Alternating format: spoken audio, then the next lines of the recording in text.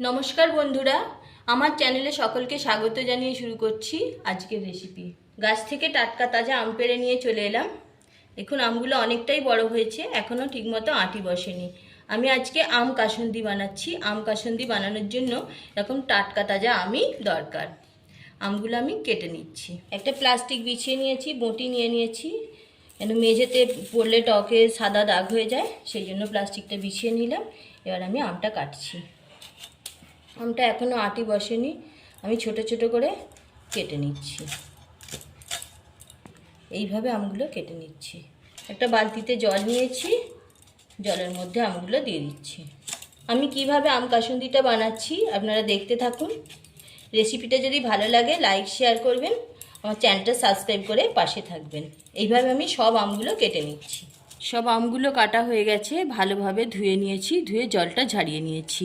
আম কাসুন্দি বানানোর জন্য সর্ষে নিয়েছি, সর্ষে পরিষ্কার করে ধুয়ে নিয়েছি, ধুয়ে খুব ভালোভাবে রোদ্দুরে শুকনো করে নিয়েছি, একদম মরমরে করে শুকিয়ে নিয়েছি। এবার এটাকে আমি ভালোভাবে মিহি করে গুঁড়ো করে নেব। একটা শুকনো লঙ্কা দিয়েছি। মিক্সিং বোলের মধ্যে সর্ষেগুলো নিয়ে গুঁড়ো করে নিচ্ছি। এই কাসুন্দিটা বানানোর জন্য অবশ্যই নতুন সর্ষে নিতে হবে আর কালো সর্ষে নিতে হবে। এইভাবে মিক্সিতে খুব মিহি করে গুঁড়ো করে নিতে হবে। আমি পুরো সর্ষেটা এইভাবে গুঁড়ো করে নিচ্ছি। একটা হামানদিস্তা নিয়েছি, এর মধ্যে আমগুলো দিয়ে দিয়েছি। এবার আমগুলো থেঁতো করে নিচ্ছি। এইভাবে থেঁতো করে নেব। একটা কাপড়ের মধ্যে ঢেলে নিয়েছি, চেপে চেপে রসটা নিংড়ে নিচ্ছি। এইভাবে আমের রসটা ভালোভাবে চেপে চেপে বার করে নেব। এইভাবে সব আমটা আমি রেডি করে নিচ্ছি। সব আমগুলো চিঁচে রস বার করা হয়ে গেছে। দেখুন কতটা রস বেরিয়েছে। এই রসটা কিন্তু আমি ফেলবো না, এটা বোতল পরিষ্কার করার জন্য ব্যবহার করব। যে আমগুলো এই রকম হয়েছে। গুঁড়ো করা সর্ষেটা নিয়ে নিয়েছি, কিছুটা হলুদ দিয়ে দিচ্ছি, দিয়ে দিচ্ছি পরিমাণ মতো লবণ। ভালোভাবে মিশিয়ে নিচ্ছি। এবার সর্ষের গুঁড়োটা, মেশানো গুঁড়োটা দিয়ে আমটা মেখে নেব। অল্প অল্প করে ঢালবো। আমি কিভাবে কাসুন্দিটা বানাচ্ছি দেখতে থাকুন। এইভাবে মিশিয়ে মিশিয়ে আমের সঙ্গে সর্ষের গুঁড়োটা ভালোভাবে মাখিয়ে নিয়েছি। এবার একটা জার নিয়েছি,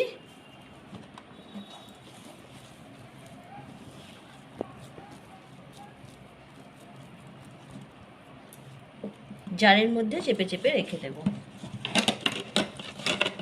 এইভাবে কাসুন্দি আমি বানানো আমার মা বড় মাদের থেকে শিখেছি। তখন দেখতাম, ছোটোবেলা থেকে দেখে এসেছি মা বড় মারা এইভাবে কাসুন্দি বানাতো, সেই দেখে দেখেই আমি শিখেছিলাম। একদিনে কিন্তু কাসুন্দিটা হবে না। এইভাবে মেখে রাখলাম, আজকে মেখে রাখছি, আবার দুদিন পরে আবার কিছুটা আম দিয়ে কাসুন্দিটাকে মাখতে হবে। এইভাবে দুদিন ছাড়া ছাড়া মাখতে হবে। আর অবশ্যই আপনারা কোনো ঠান্ডা জায়গায় রাখবেন, যেখানে রোদ্দুর লাগে না, তাপ লাগে না, ঠান্ডা ঘরের মধ্যে রাখবেন, বদ্ধ ঘরে রাখবেন না। আগে আমাদের বাড়িতে কাসুন্দিটা মাটির হাঁড়ি, নতুন হাঁড়িতে করে বানানো হতো, তখন প্রচুর কাসুন্দি হতো। এখন আমরা অল্প বানাচ্ছি, জারের মধ্যে বানাচ্ছি। এইভাবে কৌটোর মধ্যে চেপে চেপে রেখে দিলাম। এবার ঢাকনা এঁটে ঠান্ডা জায়গায় রেখে দেবো, মানে যে ঘরে আলো বাতাস খেলে, ঘর ঠান্ডা, সেইখানেই রাখতে হবে। দুদিন পরে ফিরে আসছি। দুদিন পরে ফিরে এলাম। আগের দিনের মতো আবারও কিছুটা আম থেঁতো করে রস বার করে নিয়েছি। এবার জার থেকে কাসুন্দিটা বার করব। এই আমের সঙ্গে খুব ভালোভাবে আবার মেখে নেব। পুরোটাই বার করে নিতে হবে। এইভাবে পুরোটা বার করে নিলাম। আজকের আমটার সঙ্গে ভালোভাবে মাখিয়ে নেব। এইভাবে হাত দিয়ে ভালোভাবে মাখতে হবে। মেখে মেখে আবার জারের মধ্যে দিয়ে দেব। এইভাবে মেখে জারের মধ্যে ভরে দিলাম। দুদিন ছাড়া ছাড়া মাখতে হবে, তাহলেই কাসুন্দি রেডি হয়ে যাবে। দুদিন পরে দেখবো, আবার যদি মনে হয় যে আরও আম লাগবে, শক্ত আছে, তখন আরও কিছুটা আম দিতে হবে।